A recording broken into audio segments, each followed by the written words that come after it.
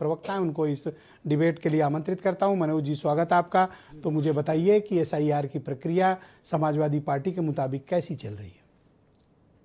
Samajwadi party के मुताबिक और उत्तर प्रदेश के और देश के जनमानस के मुताबिक भी एसआईआर की प्रक्रिया ठीक उसी तरह से चल रही थी जिस तरह से चंडीगढ़ का चुनाव चल रहा था मेयर का। ये ठीक उसी तरह से चल रही है कि एसआईआर की प्रक्रिया सबके लिए है, लेकिन भारतीय जनता पार्टी के बहुत आदर्श पुरुष आर्टिकल लिखते हैं राकेश सिन्हा और अजीत झा के लिए नहीं है कि वो 6 महीना पहले दिल्ली के द्वारका में वोट देंगे और 6 महीना बाद बिहार में देंगे, वो कल पश्चिम बंगाल में भी देंगे। अजीत झा दिल्ली में भी वोट दिया, उत्तराखंड में भी दिया, बिहार में भी दिया है। एसआईआर का यही सवाल है। उत्तर प्रदेश में जब 2022 का चुनाव होगा तो मतदान राजनीतिक दलों को अलग सूची दी जाएगी और जो मतदान कर्मी लेके आएगा वो अलग रहेगा। उसमें यादव अगर होंगे, आप मुसलमान होंगे, आप पटेल होंगे, आप कुशवाहा होंगे, आप राजभर होंगे, आप कुर्मी होंगे, आप दलित होंगे तो आप पर डिलीटेड का मुहर लगा होगा। इसी तरह की एसआईआर की प्रक्रिया है। वो वही बात है कि लश्कर भी तुम्हारा है, सरदार भी तुम्हारा है, तुम झूठ को सच लिख दो, अखबार भी तुम्हारा है। यही एसआईआर की प्रक्रिया है, यही नरेंद्र मोदी का और भारतीय जनता पार्टी का पूरा विमर्श है। तो अच्छा, आपको फील्ड से किस तरह की कंप्लेंट्स आ रही हैं? बहुत सारे कंप्लेंट्स आ रही हैं साहब। आप तो अखबार कंप्लेंट बताइए, आप किस तरह की शिकायत? आपके ही चैनल पर मैंने देखा अभी बरेली में सर्वेश गंगवार की मौत हो गई, अभी विपिन यादव ने आत्महत्या कर लिया, अभी फतेहपुर में क्या हुआ, सुधीर ने आत्महत्या कर लिया और सारे लोगों ने लिख के गए कि हम अधिक कार्य के दबाव से हमने आत्महत्या करा। अभी डिम्पल यादव जी का माननीय सांसद मैनपुरी का आपने वो पढ़ा होगा, ट्वीट पढ़ा होगा, किस तरह से अभी बीएलओ वहाँ फॉर्म ही नहीं दे पाए हैं। बहुत ऐसे जगह हैं वहाँ फॉर्म नहीं दे पाए। मुझे वो फॉर्मल कंप्लेंट बताइए कि आम मतदाता क्या शिकायत कर रहा है? जी, आम मतदाता आपसे क्या कह रहा है? आम मतदाता तो आप साफ जानते होंगे कि इस समय रबी के फसल की बुआई चल रही है और खरीफ की फसल कट रही है, तो आम मतदाता तो वहाँ भी नहीं है। आम मतदाता को क्या है, आम मतदाता का तो भारतीय जनता पार्टी ऐसे ही वोट उड़ाना चाह रही है। ये तो आपने देखा ही होगा।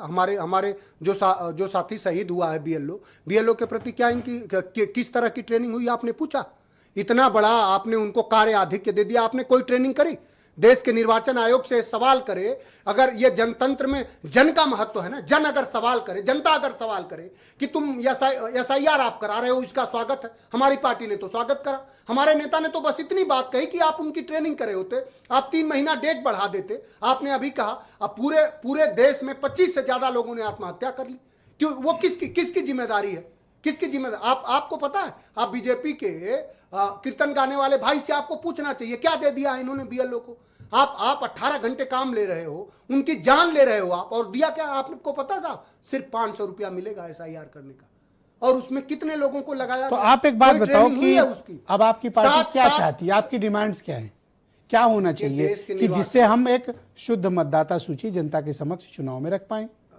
देखिए, समाजवादी पार्टी तो हमेशा से, चूंकि जो लोकतंत्र है, हमारे नेता ने हमेशा से कहा है कि ये जो व्यवस्था आई है, हमारे आज़ादी के नायकों ने जो व्यवस्था हमको आपको दी है, ये सबसे महान व्यवस्था है।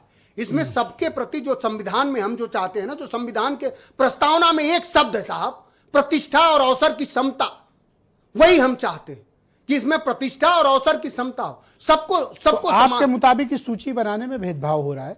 बिल्कुल, सूची बनाने में भेदभाव हो रहा है। हम तो आपको आरोप लगा रहे हैं और उसका प्रमाण देंगे कि भारतीय जनता पार्टी के बहुत सारे एजेंट को, जो हमारे बूथ के एजेंट होते हैं, बीएलओ और राजनीतिक दल के एजेंट होते हैं, हमारे पास एजेंटों की पूरी सूची है। हमारे कम से कम अपने जनपद की तो है। तो भारतीय कैसी सूची है? आपकी अपनी सूची है? हाँ, हमारे एजेंटों की सूची है। ये आपकी पार्टी ये देखिए सकलडीहा की सूची है, ये देखिए मैं आपकी बात मान रहा हूं, की सूची है, ये देखिए चकिया की सूची है। ये सब क्या कह रहे हैं आपके एजेंट्स लोग? आपको क्या बताते हैं?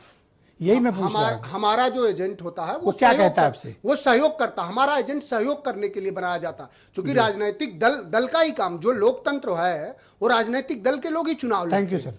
तो हमारी फिर वाजिब मांग सुन लीजिए, कम से कम देश के निर्वाचन आयोग से हमारी मांग है कि इसका कम से कम 3 महीने और डेट बढ़ाया जाए, इसको पूरी तरह से पारदर्शिता करा जाए, ये सुनिश्चित करा जाए कि उत्तर प्रदेश के 15 करोड़ 82 लाख मतदाता में से कोई ऐसा किसी का भी वोट बनने से कोई वंचित न रह जाए, और इसको निष्पक्षता के आधार पर दूसरे चरण में